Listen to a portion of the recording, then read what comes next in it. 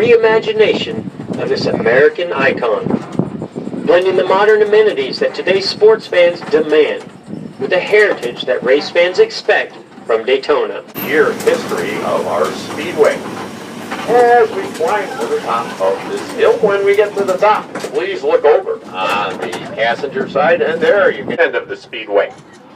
The distance from the double yellow line at the bottom of the track to the top of the wall, mile infield road course. This is utilized also when we run we'll go walking through the fan zone toward Gatorade Victory Lane. Once we get there, there will be a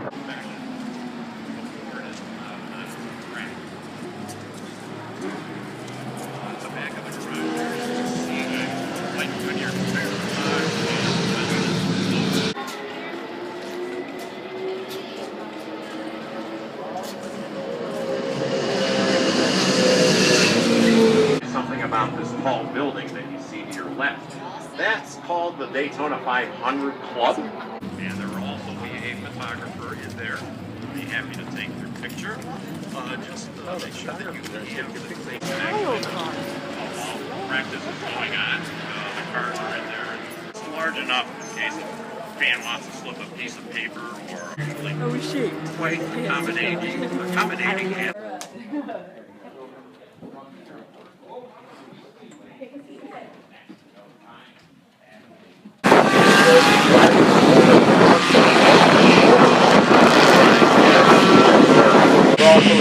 around by various civic groups. Now, over here on the driver's side, the north side of the lake, we can put in more than 250 premium RV parking spaces. When October rolled around, we had a sellout crowd. And we're to a dozen 40,000-watt bulbs. For right now, you can see those murals on each side of you. When we get to the end here, on the driver's side, you'll notice on the wall a likeness of Mario and Freddy. This past February marked the 50th anniversary. Also on the other side of this retention time, you can see a sign for the Daytona Flat Track. This is a 1/4 mile track used primarily by the World Karting Association when it makes from one end of the stadium to the other. A couple of other fun facts about our stadium, the west end, and a total of 33 million pounds of steel in the making of our stadium. That figure represents approximately 1% of annual American steel output. On the passenger side, you can see the first of the 5 gates which we had built here to bring our guests in and out of our stadium. This one is sponsored by Florida Hospital, which also sponsors this 1.5 mile trail. Solar panels, which are capable of taking sunlight and converting it into up to 3.1 megawatts of emissions-free energy. Now, the winningest car manufacturer in Daytona 500 is Chevrolet has won the Great American Race a total of 23 times. When we get on the other side of this ticket office, we will be parking the tram in what we call the Exalta Gate. And when the tram comes to a stop, you have Dale Earnhardt Jr.'s Exalta-sponsored car painted on both sides of it. That has been on display for several months and installed here during the Daytona Rising project. Before that, we did not have a single escalator here on Souvenir. Through the country and Bob Ford truck. Black Chevy Spring. Dodge Speedster.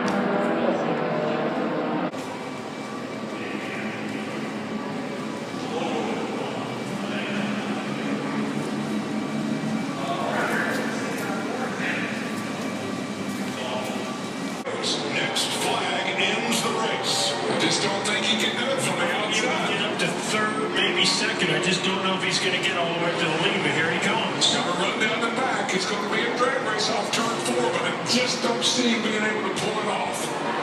He's getting a big push. He's getting a big He's coming. He's coming. He's up to second.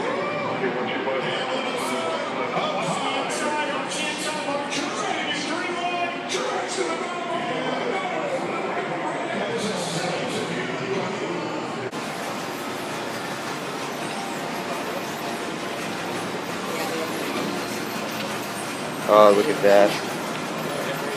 Here it goes.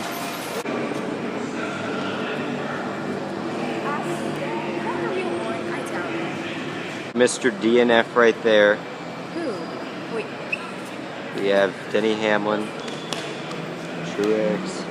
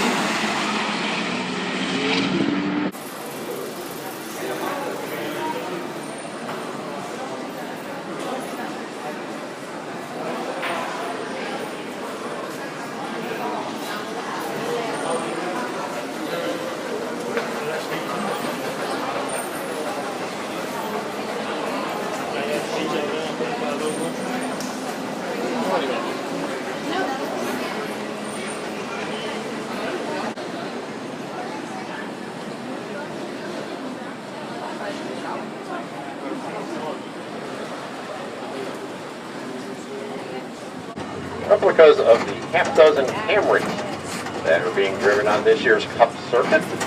The tanking, unfortunately, is 31 degrees. And leading the way is number 18 Kyle Busch and number 11 of Denny Hamlin.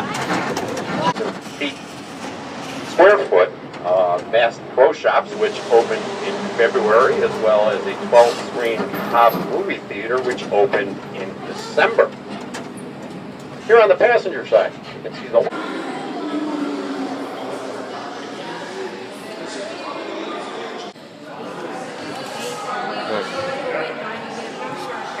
In a minute.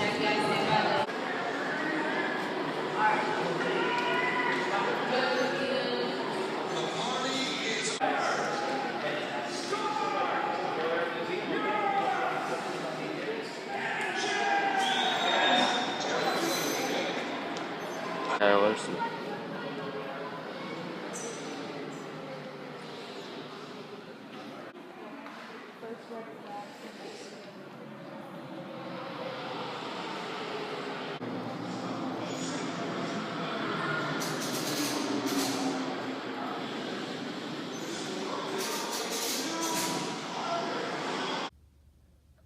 So now this is the souvenir part of the video, as this is very short. It doesn't even deserve its own video, but I got 2 souvenirs and it's really nothing to be proud about. I mean, not very many stuff you guys be interested. The first one is something I had to get. You can see got a Chase Elliott keychain, you can see right there, and that is pretty cool.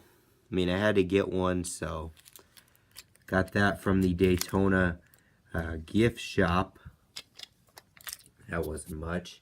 And the last one, I haven't been to the Daytona 500 yet, but I wanted to get this for one of the pace cars. This is the Daytona 500 promo car, and really, really nice. I mean, they had this and they had the Coke Zero car, and of course I'm going to pick the Daytona 500 one. So I don't like Coke. So that's all I had. The regular diecast selection wasn't very good. It was like I give it like a C minus. I mean, I guess they didn't restock because there aren't any races, but they had like a lot of 2016 stuff. They had barely had anything. They had, I think, the only ones I was interested in was they had Logano's Pennzoil. They had a couple throwbacks like Ryan Blaney, Kevin Harvick, Danica Patrick, a few of those. I'll probably post a picture on Twitter if you want to see the whole selection. And then I went to a store called Daytona 2000, more like Daytona Zero, because they had nothing there. I mean, the shirts were fine, like they were current, but with the diecast selection, 90% was either Jeff Gordon, Dale Jr., and Dale Earnhardt cars from either the 1990s or the early 2000s. They had like 7 current diecasts, which isn't very good. I should have went to this store. I think there's a Daytona Racing Souvenirs. I heard they were good, but couldn't find that. So that's just more money. I guess that'll be more money for K-State because I still have to buy some stuff there. So that's pretty much it from Souvenirs. So didn't deserve its own video. So that's the end of the video, guys. So if you like this video, give it a like me on Facebook, follow me on Twitter, subscribe for more videos. This is NASCAR Racing Fan 2015, signing out.